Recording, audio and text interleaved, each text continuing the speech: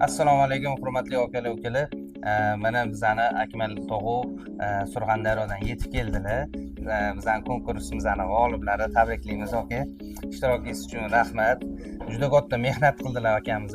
Menimcha hamma ham gapirdi, chestniy bo'libdi deb. Bundan keyingi konkurslarimiz ham xudo xolisa chestniy bo'ladi.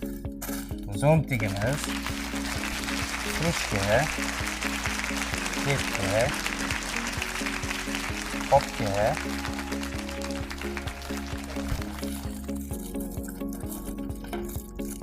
assalomu alaykum akalar, xorlar yaxshimisizlar, tuzukmisizlar?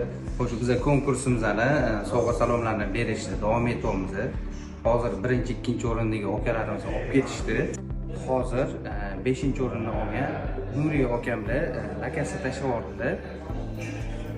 Mana yozibdilar, Bekzod aka, pazargali uchun rahmat, shu lakasiga chiqarib yuboring deb.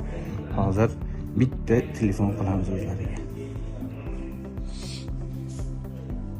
Sog' bo'ling, salomat bo'ling aka, narsalaringizni mana chiqarib yuboramiz. Mana hozir akalar bilan gaplashdi. Lakatsiyalarni boshladi.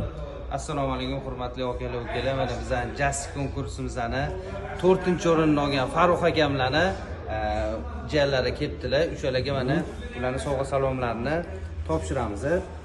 Xo'sh, mana aka jazzdan kepka, jazzdan futbolka, brendli hammasi.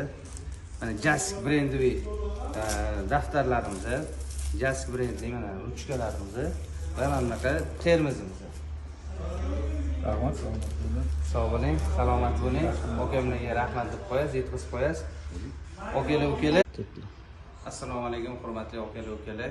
Xo'sh, biz sovg'alarni berishda davom etyapmiz. Sunnatulla akam sunnat servisdan akalari kelibdilar. Hozir ularga sovg'alarni beramiz. Eslatib o'tamiz, Sunnatulla akam 3-o'rinni olganlar. Xo'sh, termizimiz, brendli kepkamiz, brendli zo'ntigimiz, hop, brendli ruchka bloknotimiz, rukzak brendli. Assalomu alaykum hurmatli akalar ukalar. Biz konkursimizni yakunladik. Oxirgi aka qoluvdilar, ya'ni Adham akamlar bilan Bahodir akamlar qolishuvdi. Ular 2-o'rinni olishuvdi. Nimaga 2-o'rin degan savol bo'ldi.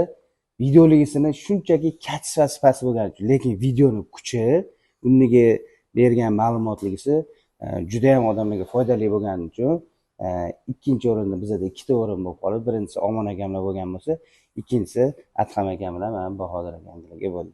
Tabriklayman.